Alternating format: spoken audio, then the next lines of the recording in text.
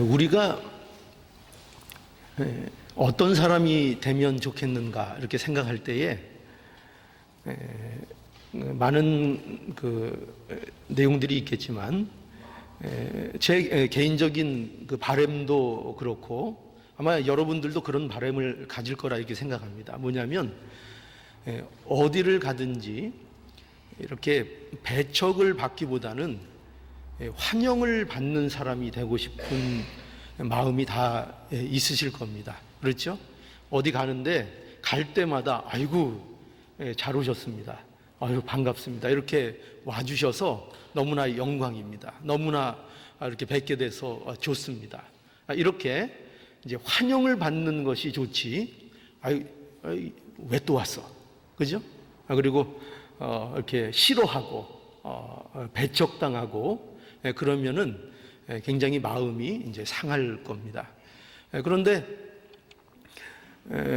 오늘 이 말씀을 보면은 예수님이 배척을 받으셨다 하는 내용을 이제 오늘 본문이 기록하고 있습니다.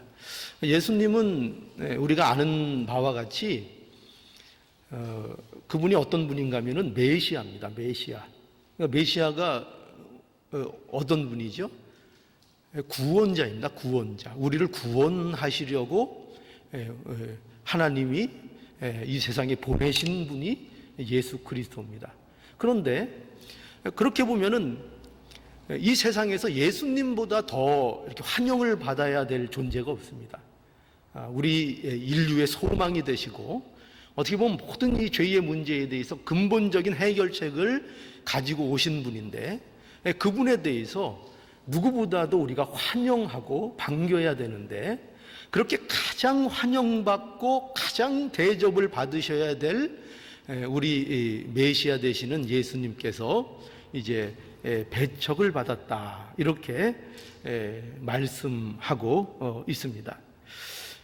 그러니까 예수님은 누구냐 하면 그의 인생을 통해서 예수님이 어떤 삶을 사셨느냐 하면은 여러 가지로 우리가 몇 가지 말할 수 있지만 그 가장 중요한 특징 중에 하나가 뭐냐면 그의 인생 가운데 예수님께서 많은 배척을 받으셨다는 겁니다.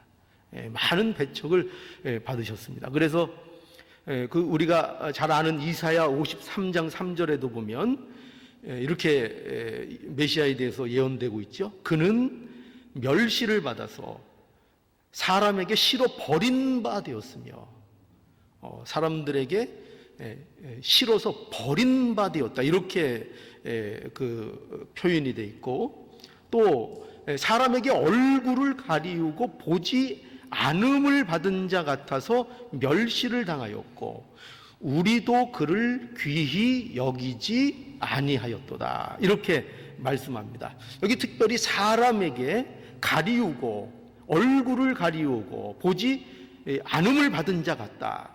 아마도 이것은 어떤 중한 병에도 관련돼 있는 그런 표현일 수도 있습니다. 예를 들어서 구약시대 때 부정한 자들을 사람들이 보기를 꺼려했죠. 그 대표적인 사람이 어떤 사람들입니까?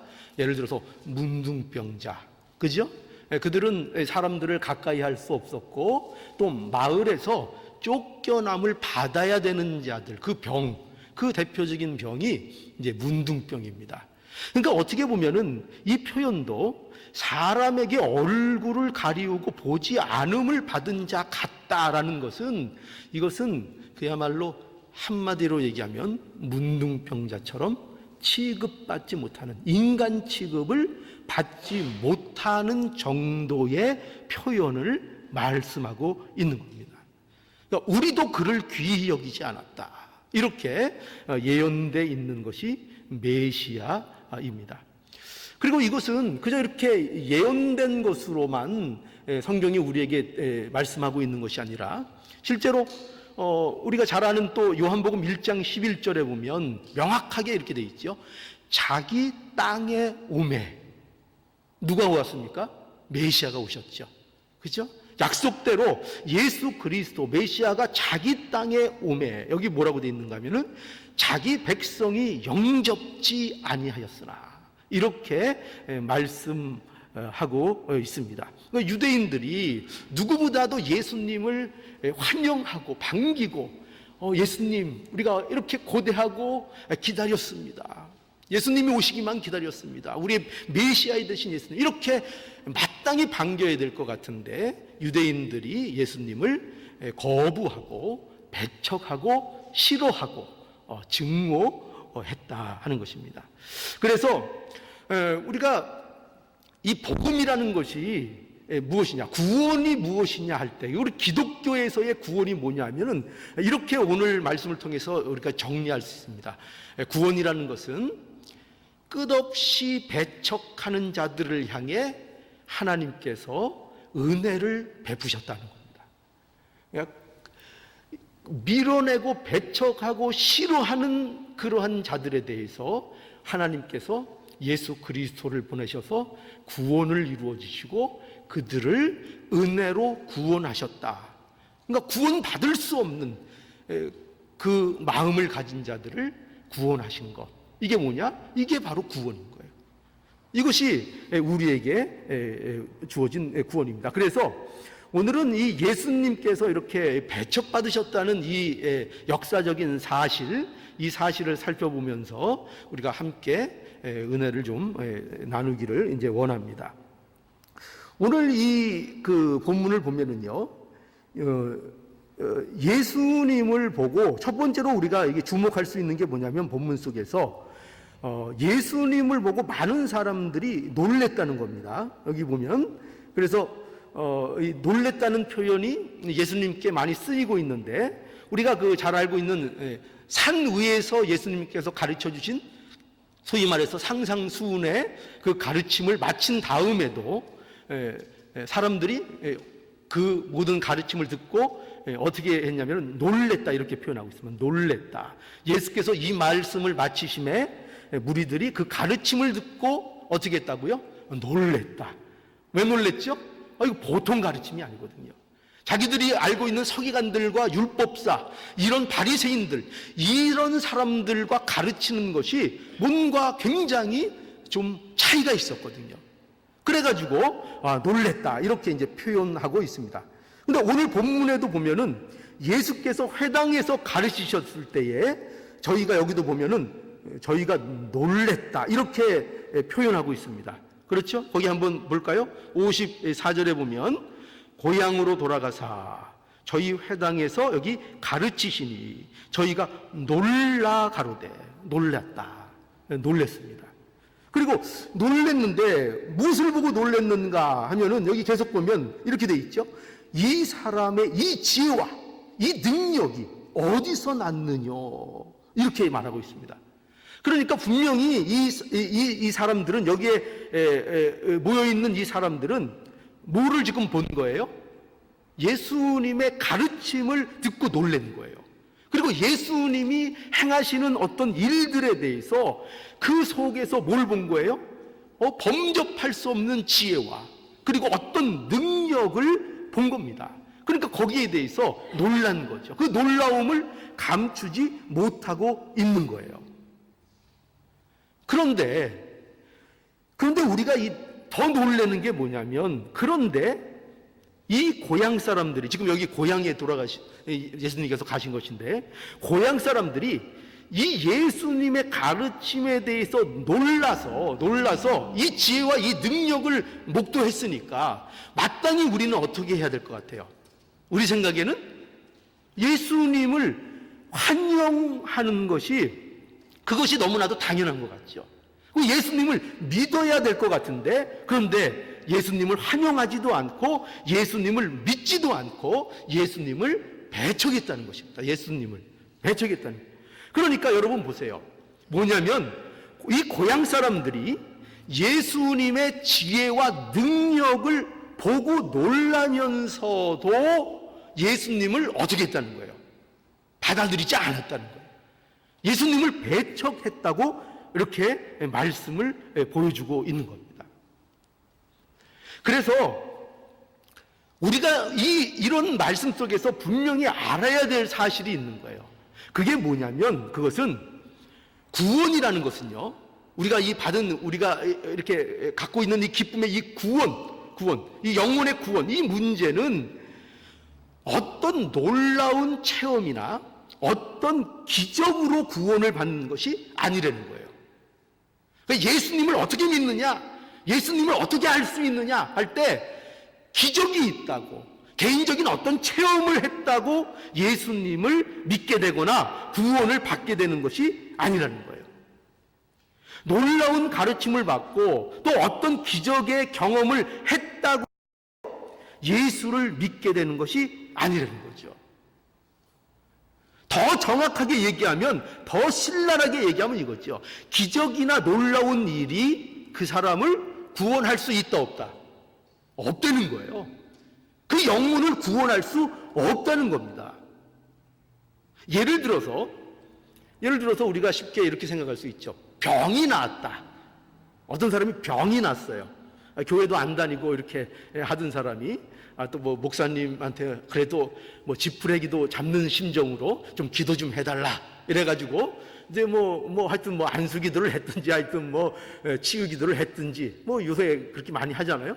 그래서 병이 예를 들어서 났어요. 그러면 그 병이 났다고 해서 그 사람이 구원을 받은 것이냐? 그렇지 않다는 거예요. 그 사람이 병이 비록 육신적인 병이 났다고 해도 그것이 꼭 구원을 받은 것은 아니라는 거예요.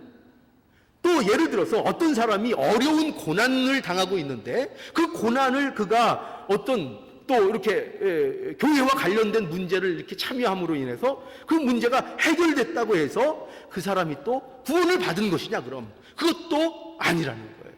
그것도 아니라는 거죠. 여러분, 우리가 분명히 알아야 될 건 뭐냐면, 내가 기적을 경험했다, 그게 구원이 아니에요. 내가 어떤 것을 경험했다, 내가 체험이 있다, 그것이 구원이 아니에요. 그것이 구원이 아닙니다. 중요한 건 뭐냐? 중요한 거는 예수님과의 인격적인 만남을 가졌는가 하는 거예요. 구원은 뭐라고요? 예수님을 아는가?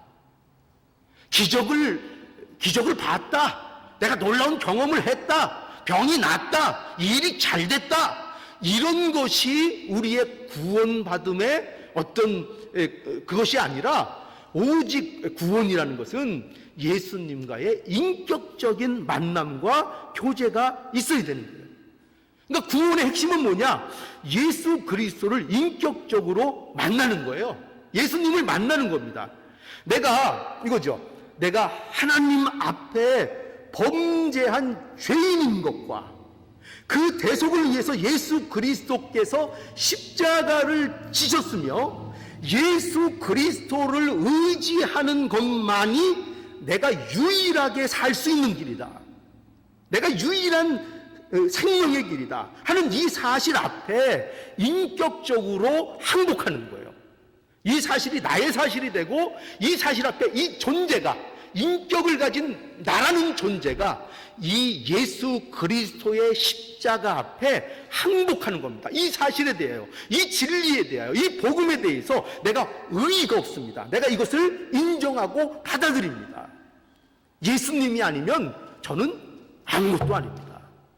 이 사실을 예수님 앞에 고백하고 또 그것을 만나는 것입니다. 인격적인 교제가 있는 겁니다. 그래서 이것이 없으면 어떤 체험이 있더라도, 어떤 기적이 있다 그래도 의미가 없는 거예요. 그건 소용이 없는 겁니다. 예수님을 눈앞에서 직접 보았다고 해도 소용이 없다는 거예요. 그죠? 지금 여기 고향 사람들이 예수님을 직접 봤습니까? 못 봤습니까? 직접 눈앞에서 목도했습니다.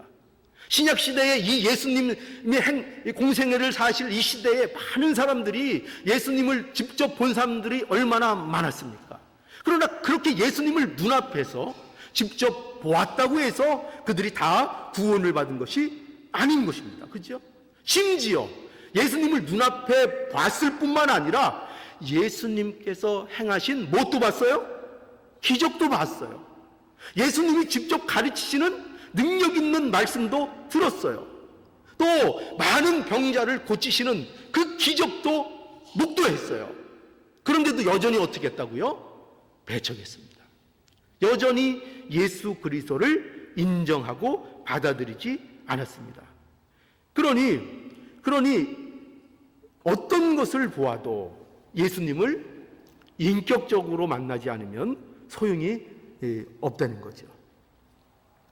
요한복음 6장 26절에 보면, 그래서 예수님께서 이런 말씀하셨어요. 예수께서 대답하여 가라사대 내가 진실로 진실로 너희에게 이르노니 너희가 나를 찾는 것은 표적을 본 까닭이 아니요 떡을 먹고 배부른 까닭이다. 그죠? 뭐를 본 까닭이 아니라고요? 너희들이 그렇게 지금 열성적으로 나를 따르고 막 왕을 삼으려고 하고 그렇게 열정적으로 나를 따라다니는데 그것이 정말 나를 찾는 것이 아니라는 거예요.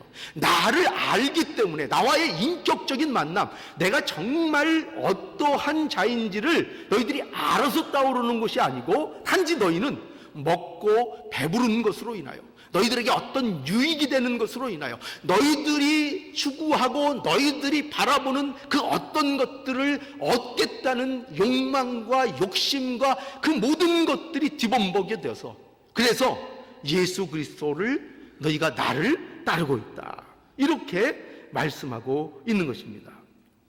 그러니까 이것은 어떻게 보면 무리의 어떤 그 중심을 찌르는 말씀인 거죠. 너희는 나에게는 사실 관심이 없다 이거죠. 관심이 없다. 그래서 중요한 것은 우리는 이 사실을 알아야 된다. 예수님을 아는 겁니다. 그죠? 예수님을 아는 것. 우리에게 가장 중요한 건 뭐냐? 예수님을 아는 겁니다. 예수님과의 인격적인 만남이 없으면 구원은 없는 겁니다. 그죠? 예수님과의 인격적인 만남이 있어야 구원이 있는 것이고, 또 우리가 신앙생활도 그런 거예요. 우리가 신앙생활 한다고 하잖아요. 그런데 이 신앙생활이라는 것도 내가 할 수 있는 게 아니에요. 누가 우리의 삶 속에 교제가 되어야 되는가 하면은 예수 그리스도와 인격적인 만남과 교제가 실제적으로 우리 가운데 이루어져야 우리의 신앙생활이 되어진다는 거예요. 그러니까 예수님과의 인격적인 만남이 없는 신앙생활은, 그것은 어떻게 보면 무의미한 신앙생활이라고 할 수 있어요. 그것은 정말 신앙생활이 되지 않는 거예요. 우리가 늘 얘기하는 게 뭐죠? 성화 구원을 이루어 나가야 된다. 거룩함을 향하여 나가야 된다. 우리가 구원을 이루어 나가야 된다. 얼마나 우리가 많은 말을 합니까? 그런데 구원을 이루어 나가는 것이 그저 내가 노력한다고 되는 그런 일이 아닌 거예요. 물론 노력을 하고 힘써야 되는 겁니다. 물론 그것이 거기에 포함되어 있습니다. 그러나 거기에 반드시 빠지면 아무 소용이 없는 게 뭐냐면 예수 그리스도와의 인격적인 교제예요. 예수님과의 만남이에요. 예수님을 실제로 경험하고 만나는 이 경험이 있어야 그것으로부터 신앙생활이 되어져 가는 것이고, 그것으로부터 우리의 영혼이 성장하고 성숙해지는 일들이 우리에게 이루어지는 거예요. 그러니까 이처럼 중요한 것입니다. 그래서 예수님을 인격적으로 만나지 못하면, 오늘 이거 보세요. 이 고향 사람들이 어떻게 했습니까? 또 많은 사람들이 그렇듯이 예수님을 배척한 겁니다. 결국 예수님을 인격적으로 만나지 못하면 어떤 결과를 갖게 된다고요? 예수님을 배척하게 된다고요. 예수님을 배척하게 됩니다. 어떻게 해서든지 예수님을 믿는 것 같지만 배척해요. 그리스도인인 것 같지만 예수님을 삶 속에서 실제적으로는 배척해요. 말로만 배척한다고 배척하는 것이 아닙니다. 내가 그저 말로 싫다고 부인하는 것만 배척하는 것이 아닙니다. 정말 문제는 건 뭐냐면 그들의 말과 행동과 삶이 예수님을 배척하는 것이 된다는 것입니다. 나는 안 그래요. 나는 예수님을 믿어요. 나는 하나님을 믿어요. 나는 하나님을 사랑해요. 그렇게 아무리 말로, 입으로 얘기한다고 해도 어떻게 할 겁니까? 실제적인 삶이 예수님을 배척하는데요. 이게 왜 그렇다고요? 예수님을 인격적으로 만나지 않기 때문입니다. 자, 그런데 오늘 예수님이 그의 고향에서, 오늘 본문 보면은, 여기 보면은 이 배척을 받으셨다 했는데, 그의 여기 보면은 고향에서 배척을 받으신 일이 특별히 오늘 이제 본문은 중요한 겁니다. 고향에서 배척을 받으셨다. 그러니까 여기서 말씀하고 있는 고향은 어딜까요? 우리가 예수님의 고향이 어디죠? 여기서 말하는 이 고향은 이제 나사렛을 말합니다. 물론 예수님이 태어나신 곳은 베들레헴이지만 예수님께서 유년기를 보내시면서 성장한 곳은 이제 나사렛입니다. 나사렛. 그렇기 때문에 이 나사렛 사람들에게 있어서 예수님은 어떤 존재였을까요? 매우 잘 아는 동네 청년이었을 거예요. 동네 청년 정도였을 겁니다. 그래서 오늘 이제 본문 55절에 보면 이렇게 이제 되어 있습니다. 55절에 보니까 이거 이제 동네 사람들이 하는 표현이죠. 이는 그 목수의 아들이 아니냐, 그죠? 이는 그 목수의 아들이 아니냐, 이렇게 그 고향 사람들이 이제 말했다는 겁니다. 아마도 예수님께서는 그 공생애를 하시기 전에는 목수 일을 하셨을 것이라고 이렇게 추측이 됩니다. 왜냐하면 요셉이 이제 목수였거든요. 요셉이 목수였습니다. 그리고 당시에서는 대체적으로 뭐 다 그런 건 아니지만 대체적으로 이제 부친의 직업을 그대로 전수해서 받는 것이 이제 일반적인 이제 사회적인 그 통념이었습니다. 그래서 아마도 이 예수님도 일을 하셨을 건데 목수 일을 하셨을 거라 이렇게 추측을 우리가 할 수 있습니다. 그래서 우리가 이 예수님이 이제 목수셨다 이렇게 이제 가정을 우리가 한다면, 합리적인 가정을 한다면 이 목수는 우리가 좀 알아야 될 것은 뭐냐면 무슨 거창한 그 이렇게 일을 하는 사람이 아닙니다. 여기서 여기 말하는 이 목수는, 그러니까 뭐 우리가 생각하면 목수 이러면 막 그 이렇게 탁 장비를 쫙 두르고, 그죠? 망치 탁 이렇게 옆에 연장들 대고 이렇게 못 입에 탁 물고, 요즘 입에 안 무나요? 이제 그 못도 이렇게 딱 넣고 이렇게 막 이렇게 그 좋은 다듬어진 나무들을 뭐 못질하면서 멋진 집을 짓고, 이제 이런 그 목수를 생각하게 됩니다. 그런데 이때 목수는 그런 목수를 얘기하는 것이 아니고, 여기서 이 목수라는 것은 마을에 필요한 그 생활용품들, 그러니까 잡다한 것들, 뭐 예를 들어서 뭐 침상이 될 수도 있고, 그리고 또 꼭 나무만을 다루는 것이 아니라 뭐 예를 들어서 무슨 농사기구, 뭐 철제, 뭐 호미, 뭐 거기도 호미가 있었는지는 모르겠어요. 하여튼 그런 어떤 농사기구 같은 이런 생활용품 같은 것들, 또 농사용품 이런 것들을 때로는 만들기도 하고, 그러니까 철도 다루는 거예요. 그러면서 또 동네 사람들이 가져오면은 또 수리도 해주고, 이렇게 하는 일을 했던 것이 이 당시 목수입니다. 목수. 그러니까 이런 일들을 예수님께서 했던 겁니다. 그러니까 우리 생각해 보세요. 이게 나사렛이라는 마을은 작은 마을입니다. 그죠? 작은 마을이고, 그 조그만 마을에서 예수님께서 목수 일을 하셔서, 그죠? 뭐 이것저것 고치기도 하시고 아마 하셔서, 이 예수님은 이 동네에서 아마도 매우 잘 알려지고, 그리고 모든 동네 사람들이 익숙하게 여기는 그런 동네 청년이었을 것이 이제 분명합니다.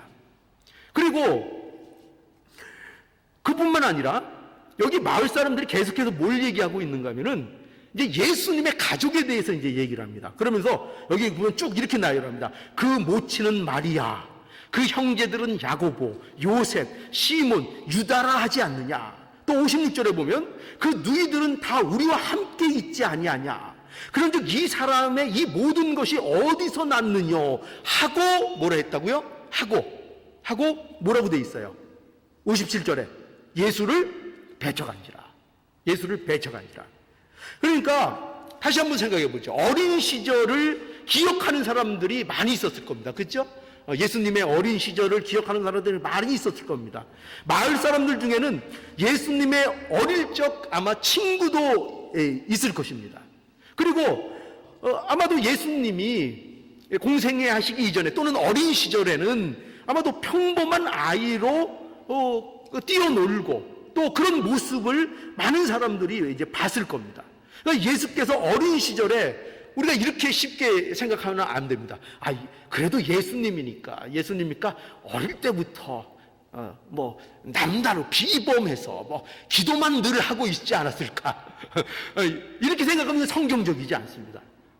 예수님은 한 인간으로 인간의 태를 입고 이 땅에 오신 것입니다. 한 인간으로, 정확하게 한 인간으로 오셔서 평범한 어떻게 보면 아이로 그 유년기의 시절을 성장하고 자라셨다는 것을 우리는 염두에 둬야 됩니다. 물론 우리가 예수님이 도덕적으로 탁월했을 것이라는 것은 우리가 생각할 수 있습니다. 아마도 모범적인 아이였을 것이라고 분명히 짐작이 됩니다. 하지만 그렇다고 해서 모든 사람이 그가 메시아로서 자신을 드러낼 때에 그것이 옳다고 받아들일 만큼의 그런 어떤 특별함을 가지고 있었던 그런 아이였느냐? 그럴 수는 없다는 것입니다. 그러려면 인간의 몸을 입고 오실 필요도 없습니다. 처음부터 그냥 하나님으로 오시지 왜 인간의 몸을 입고 오셨겠습니까? 그래서 이 아이는 어떻게 보면은 이 예수님은 그 마을에서 그저 열심히 뛰어놀고 또 이렇게 어릴 때 우리 옛날에는 또 코도 많이 흘리고 그랬잖아요. 코 흘리는 것을 또 이렇게 이웃집 그 어른이 보기도 하고 친구들끼리 보기도 하고 이런 그런 평범한 아이로 성장했을 겁니다. 그런데 이러한 예수님에 대한 어떻게 보면은 뭐죠? 이게 예수님을 잘 알고 있다는 거죠. 그죠? 그러니까 마을 사람들의 입장에서는 예수님은 너무나도 잘 아는 사람이었습니다. 너무나도 잘 알고 그리고 너무나도 익숙한 사람이었습니다. 너무나도 익숙한 사람. 그래서 우리가 이것을 보아야 합니다. 뭐냐면 예수님을 우리가 믿는 일에 있어서 가장 걸림돌이 무엇이냐? 여기서 말하고 있는 것은 예수님을 믿는 일에 익숙함, 그들이 갖고 있었던 익숙함이라는 것입니다. 익숙함이 예수를 믿는 일에 큰 걸림돌이 되었다는 것입니다. 그래서 이런 점을 예수님도 인정하셨습니다. 그래서 뭐라고 하셨어요? 예수께서 저희에게 말씀하시되 선지자가 자기 고향과 자기 집 외에는 존경을 받지 않음이 없느니라 이렇게 말씀하셨죠. 이 말씀은 무슨 말씀인가 하면은 아무리 유명한 선지자고 능력 있는 선지자라 할지라도 자기 고향에서는 어떻게 된다는 거예요? 대접을 못 받는다는 거예요. 자기 식구들에게는 자기 집에서는 인정을 받기가 힘들다는 거예요. 그러니까 예수님께서 뭐를 지금 인정하고 계신가 하면은 얼마나 예수님을 그 마을의 사람들이 받아들이는 것이 실제적으로 어려운 것인가. 그것을 인정하고 계시다는 것입니다. 그래서 여러분 우리는 우리에게 이것이 무엇을 보여주는가 하면은 인간이 예수님을 그리스도로 받아들이는 이 사실은요, 예수를 그러니까 믿는 것, 이것은 사실상 불가능하다는 것입니다. 누구를 믿는 게 불가능해요? 예수님을 믿는 것이 사실상은 불가능하다는 것입니다. 왜냐하면 우리는 예수 그리스도를 믿는 일에 있어서 너무나도 많은 그 일을 가로막는 방해물들이 우리 앞에 있기 때문입니다. 수도 없이 많습니다. 예수님을 믿지 못하게 하는 요소들이 너무나도 많습니다. 그 중에서 가장 강력한 것이 뭐냐? 오늘 이제 본문에서 그거를 우리에게 말씀하고 있는 겁니다. 그게 뭐라고요? 우리 인간이 본연으로 갖고 있는 익숙함입니다. 인간적인 본성, 인간적인 종교심, 인간이 갖고 있는 그 본연의 익숙함, 이런 것이, 그리고 갖고 있는 이런 익숙함 때문에 형성된 선입견, 이런 것이 바로 예수님을 인정하고 받아들이는 것에 가장 큰 걸림돌이 된다는 것입니다. 인간에게는 이미 익숙해져 있는 것들이 있는 겁니다. 그리고 그것으로 인해서 뭐가 형성돼요? 선입견이 형성돼서 오늘 마치 본문에서 나사렛 마을의 사람들이 가지고 있는 예수님에 대한 익숙함과 같은 것들, 그게 우리에게는 많다는 것입니다. 그래서 그게 뭐예요? 여기 어떻게 표현되고 있습니까? 그 목수의 아들 이겁니다. 이거 우리도 이게 있다니까요. 이게 그 마을 사람들만 하는 얘기가 아니라 우리는 형태는 다르지만 다른 형태로 늘 이 얘기를 하는 겁니다. 아, 그 목수의 아들, 근데 그 사람, 걔 내가 잘 알아. 이거죠. 늘 이겁니다. 그 모친 마리아인 거 너무나 잘 알아. 아니, 그 형제들도 내가 아는데 그 형제들 누구 있어. 그뿐만 아니라 그 누이들도 있어. 그 누이들도 우린 너무나 잘 알아. 그런데 걔가 어떻게 메시아가 될 수 있어? 우린 너무나 잘 알아. 그 집안에 대해서도 너무나도 잘 알고 모든 것에 대해서 우리는 너무나 익숙해. 그래서 또 그런 말도 있죠. 나사렛에서 무슨 선한 것이 날 수 있느냐. 그런 편견도 가지고 있고. 그러니 예수님, 그런 모든 걸림돌과 그 편견을 통해서 예수님을 도무지 받아들일 수 없는 그런 상황인 것을 말씀하고 있는 것입니다. 그래서 이처럼 우리는 예수님을 그리스도로 모지 못할 이유. 이것이 인간이 참 비극이 뭐냐면요. 인간은요, 끊임없이 예수 그리스도를 믿지 못할 이유를 스스로 만들어내고 찾아낸다는 것입니다. 여러분들 가운데도 혹시 그런 분들이 있지 않을까요? 이것 때문에 못 믿고, 그죠? 이것 때문에 못 믿고, 저것 때문에 못 믿고, 하여튼 믿지 못할 것들이 자꾸 생각나는 겁니다. 그죠? 이것 때문에, 이거는 이것 때문에 못 믿고, 저거는 저것 때문에 못 믿고, 온통 믿지 못할 일로만 계속 내 마음속에서 나타난다는 것입니다. 그래서 여러분, 어떻게 보면 사실상 예수님을 이 마을 사람들처럼요, 배척하는 게 이게 사실은 자연스러운 겁니다. 뭐가 자연스러운 거라고요? 예수님을 배척하는 게 자연스러운 거라니까요. 배척하는 거, 예수님을 못 믿습니다. 사실 배척을 안 하는 게 이상한 겁니다. 그게 이상한 거예요. 그게 흔하지 않은 겁니다. 그런데 어떻게 자신들이 그렇게 잘 알고 있는 이 예수님을 우리가 인정하게 됩니까? 그게 이상한 거죠. 그죠? 어떻게 자신들이 그렇게 잘 알고 있는 예수가 하나님의 아들이고 그리스도라는 겁니까? 그러니까 사실은 안 믿어지는 게 더 자연스럽고 믿어지는 게 이상한 거죠. 믿어지는 게 이상한 거죠.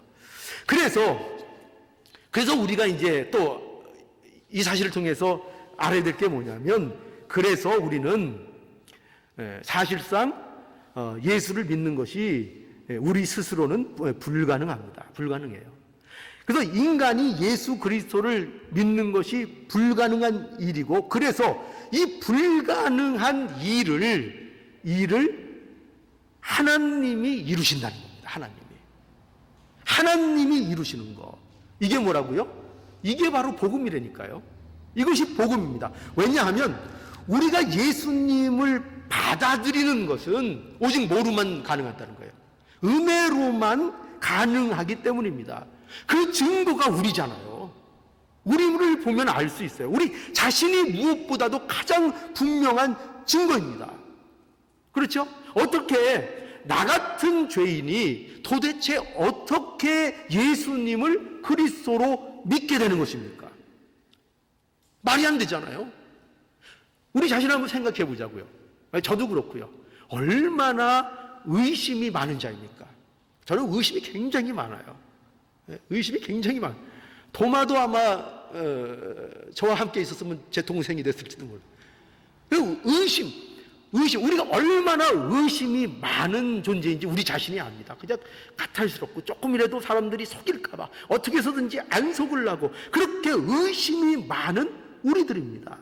또 그뿐만 아니라 우리는 어떤 자들인가 하면은 그야말로 이 말씀에 여러분들이 혹시 부정할지도 몰라요. 그러나 곰곰이 생각하면 맞는 말이에요. 뭐냐면 전부 다 우리는 자기 잘난 맛에 삽니다. 전부 다. 그죠? 여러분들은 어떠십니까? 저도 그렇습니다.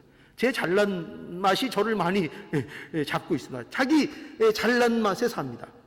또 세상 사람들은요, 다 나쁜 놈이라고 손가락질 하면서도 자기 자신만은 좋은 사람일 거라고 믿습니다. 아주 신념이 대단합니다. 아무리 세상에 나쁜 사람들이 많고 죄인이라마 해도 그래도 나는 좋은 사람이다. 나는 좋은 면이 있다. 이 신념을 버리지 못합니다. 그뿐만 아닙니다. 우린 또 이 자존심 세기로 이게 또 내세우자면 둘째가라면 서럽습니다. 얼마나 자존심이 센지, 그죠? 그런 거 있죠. 우리 전부 다 하나씩요. 딴 거는 내가 다 참아도 이거 하나는 건들면 다 죽어. 이런 거 여러분 간 속에 있습니까, 없습니까? 있죠. 절대 버리지 못하는 자존심, 그 알량한 자존심, 그 누구나 다 가지고 있습니다. 여러분 보세요. 이거 다 합쳐놓은 게 납니다. 이거 다 합쳐놓은 게 여러분입니다. 그런데 이런 우리가 어떻게 예수님을 믿을 수가 있죠? 어떻게 내가 죄인인 것과 내가 죄인 중에 괴수인 것을 믿음으로 고백할 수 있죠? 어떻게 내가 벌레이다, 나는 아무것도 아니다, 나는 벌레 같은 자이다, 오늘 찬송 나 같은 죄인 살리신, 그죠? 이 벌레 같은 자를 어떻게 구원하셨는가? 이것을 어떻게 고백할 수 있습니까? 이것이 가능합니까? 우리 같은 인간에게, 타락한 인간에게 이것이 가능합니까? 내가 죄인입니다. 나는 벌레입니다. 나는 아무것도 아닙니다. 이것이 가능합니까? 가능하지 않습니다. 누구도 이게 가능하지 않습니다. 당장 우리는 내 앞에 있는 이웃과의 화해조차 이끌어낼 수 없는 실력입니다. 우리 모두가 동일합니다. 그렇죠? 정말 내가 양보할 수 없는 것은 누가 뭐래도 절대 양보하지 않습니다. 꼭 잡고 있습니다. 내가 성경을 고치면 고쳤지, 내가 그 말 안 듣습니다. 내가 그냥 성경을 고치면 고쳤지. 그게 인간입니다, 인간. 그런데 그런 내가 누굴 믿고 있어요? 예수님을 믿고 있어요. 내가 그 앞에 엎드려져서 죄인입니다. 내가 죄인의 괴수입니다. 내가 벌레만도 못하고 난 먼지와 같습니다. 예수님이 한순간이라도 잡지 않으시면 저는 죽은 목숨입니다. 아무것도 아닙니다. 이렇게 고백을 한다는 것입니다. 요한복음 1장 11절에서 13절 보니까 자기 땅에 오매 자기 백성이 영접지 아니하였으나 영접하는 자, 곧 그 이름을 믿는 자들에게는 하나님의 자녀가 되는 권세를 주셨으니 이는 혈통으로나 육정으로나 사람의 뜻으로 나지 아니하고 오직 하나님께로서 난 자들이니라. 누구도 예수님을 받아들이지 않다는 거예요. 다 배척했다는 거예요. 그런데 어떤 사람들이 있다는 거예요? 그 이름을 영접하는 자들이 있다는 겁니다. 그런데 어떻게 영접을 합니까? 왜 영접하지요? 이는 13절에 이는 혈통으로나 육정으로나 사람의 뜻으로 나지 아니하고 오직 하나님께로서 난 자들이니라. 하나님이 은혜를 주신 겁니다. 그렇죠? 하나님께로부터 그 은혜를 입은 것입니다. 자기가 믿은 것이 아니에요. 자기가 구원받을 만한 조건을 가지고 있었던 게 아니에요. 우리는 모두 배척하는 자였고 하나님을 무시하는 자였고 하나님을 싫어하는 자였고 하나님을 없다 하는 자였고 그렇게 할 수밖에 없는 자들이었는데 그러한 자들을 위하여 예수 그리스도를 주시고 예수 안에서 구원하셨습니다. 이것이 복음이라는 거예요. 이것이 복음. 그래서 우리가 또 마가복음 10장 25절에 보면 이런 유명한 말씀이 있죠. 우리가 잘 아는 말씀이에요. 약대가 바늘기로 나아가는 것이 부자가 하나님의 나라에 들어가는 것보다 쉽다. 이 말씀 아시죠? 이게 무슨 뜻이에요? 예수님께서 제자들에게 말씀하시는데 무슨 뜻입니까? 무슨 뜻이죠? 바늘기로 나가는 것이, 약대가 바늘기로 나가는 것이 부자가 하늘나라에 들어가는 것보다 쉽다. 그러면 이건 뭐예요? 낙타도 바늘기로 못 들어갈 판인데 그게 더 쉽다면 부자는 어디를 못 간다고요? 천국에 못 간다. 이렇게 이제 말씀하고 있죠. 그러니까 제자들이 이 말씀에 대해서 놀랬어요. 왜 놀랬을까요? 왜 놀랬을까요? 제자들이 왜 놀란 것 같죠? 왜냐하면 부자가 하나님의 나라에 못 들어가면 그럼 우리 같은 것은 어떻게 되겠는가? 이것 때문에 놀란 거예요. 왜 그런가 하면은 부자는, 오늘날은 우리가 그렇게 생각하지 않지만, 부자는 구약적인 개념으로 보면 부자는 하나님의 영광스러움의 풍요로움을 나타내는 한 모습이었어요. 그 구약에는 어떻게 해요? 그냥 하나님의 복을 뭐로 많이 표현했습니까? 물질, 어떤 부요, 어떤 장수, 이런 것을 통해서 그 복을 표현했어요. 그래서 어떤 생각들을 갖고 있었는가 하면은 부자면 당연히 어떨 거라고 생각한 거예요. 부자면 하나님의 사랑을 받는 자였을 거라고 그 믿는 그 바탕이 깔려 있는 거예요. 그렇기 때문에 부자가 만약에 천국을 들어가지 못한다면, 그러면 우리 같은 이런 사람들은 더 말할 것도 없는 것이 아닌가? 엄두가 안 나는 거예요. 천국을 간다는 것이 엄두가 안 나는 일이라는 것에 놀라고 있는 겁니다. 그런데 예수님께서 뭐라고 말씀하세요? 그 뒤에 보면은 이렇게 말씀하시죠.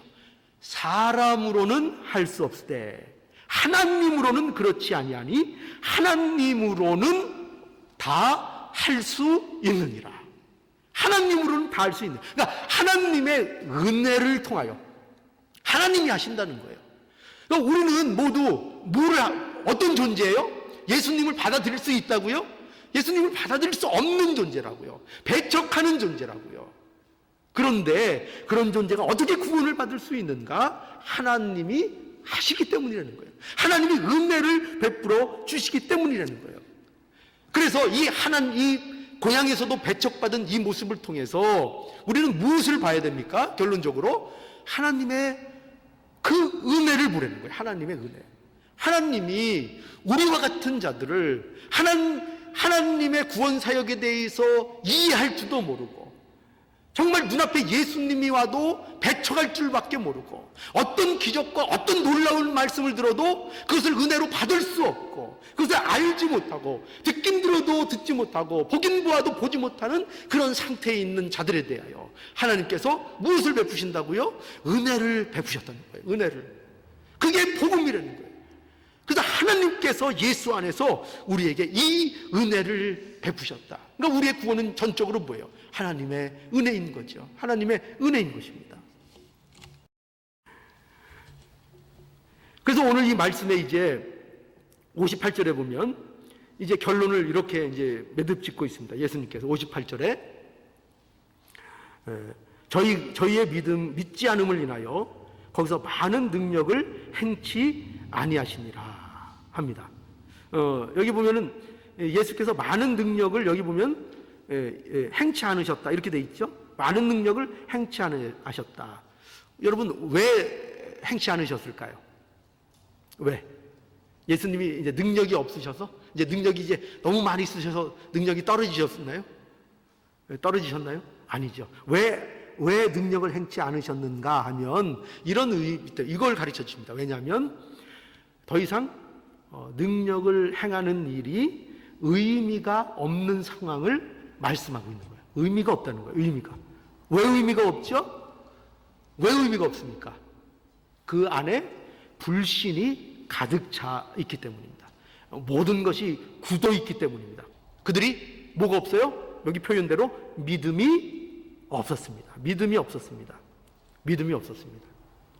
이것이 예수님을 배척하는 근본적인 원인입니다. 왜 그들이 배척할 수밖에 없는가?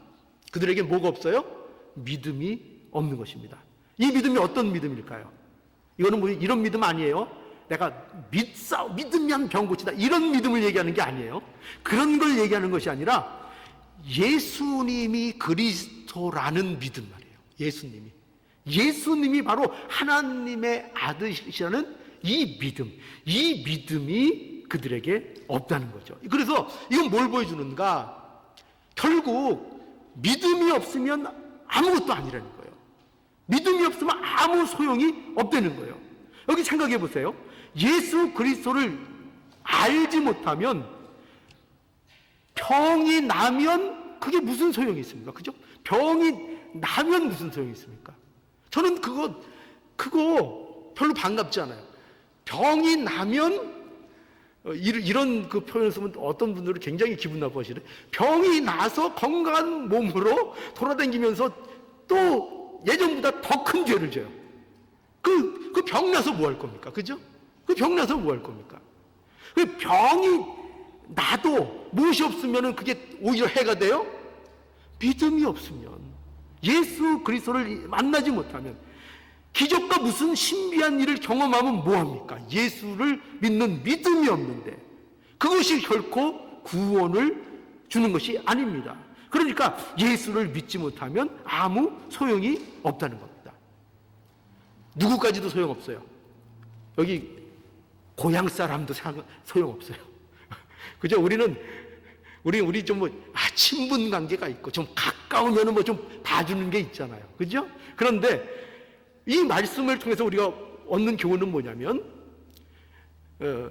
고향 사람도 예수에 대한 믿음이 없으면 소용이 없다는 거예요. 소용이 없고, 예수님과 아주 친하고 예수님을 잘 아는 사람은 그 괜찮을까요? 그것도 소용이 없고, 심지어 더 충격적인 건 뭐죠? 예수님의 형제도 소용없다는 거예요. 예수님의 형제도 예수를 믿는 믿음과 예수님을 인격적으로 만나지 못하면 그 예수의 형제라는 것 갖고 아무 소용이 없다는 거예요. 그거 아무 필요 없다는 거예요. 거기도 충격적인 건 뭐죠? 예수의 어머니라 할지라도. 그죠? 여기 누가 마리아. 예수님의 육신의 어머니라 할지라도 그보다 더 가까운 사람이 어디 있어요? 그죠? 그래도 예수를 그리스도로, 예수님을 하나님의 아들로 만나는 그 일, 그 믿음이 없으면 그 모든 것 아무 의미가 없다는 거예요. 의미가 없다는 거예요. 여러분, 그래서 이런 함정에 빠지시면 안 됩니다. 누구 덕보겠다. 신앙생활 하는데 누구 덕보겠다. 적어도 우리 아버지가 목사인데 내가 좀 방탕해도 하나님이 봐주시겠지. 내가 우리 집이 장로 집안인데, 그죠? 또 우리가 그래도 이게 정통 있는 이 믿음의 가르침을 받은 집안이고, 좋은 교회, 또 뭐 어떤 분들은 또 좋은 목사, 뭐 능력 있는 목사. 여러분, 능력 있는 목사가 우리를 천국 가게 할까요? 결코 그런 일은 없어요. 아무리 능력 있는 목사, 좋은 교회, 집안이 대대로 믿는 집안, 아무리 그래도 그 개인적으로 예수님과의 인격적인 만남이 있지 않고는 결코 그 누구도 하나님을 섬기는 바른 자가 될 수 없습니다. 하나님을 기쁘시게 하는 자가 될 수 없다는 것입니다. 우리는 이것을 명심해야 되겠습니다. 예수님을 배척할 수밖에 없는 우리를 예수 그리스도 안에서 구원하신 이 복음의 능력, 이것을 오늘도 은혜로 받으시고 우리가 더욱더 이 믿는 일에 이 은혜를 가지고 충성할 수 있는 저와 여러분들의 모습이 되기를 간절히 바랍니다. 다 함께 묵상 기도하시겠습니다.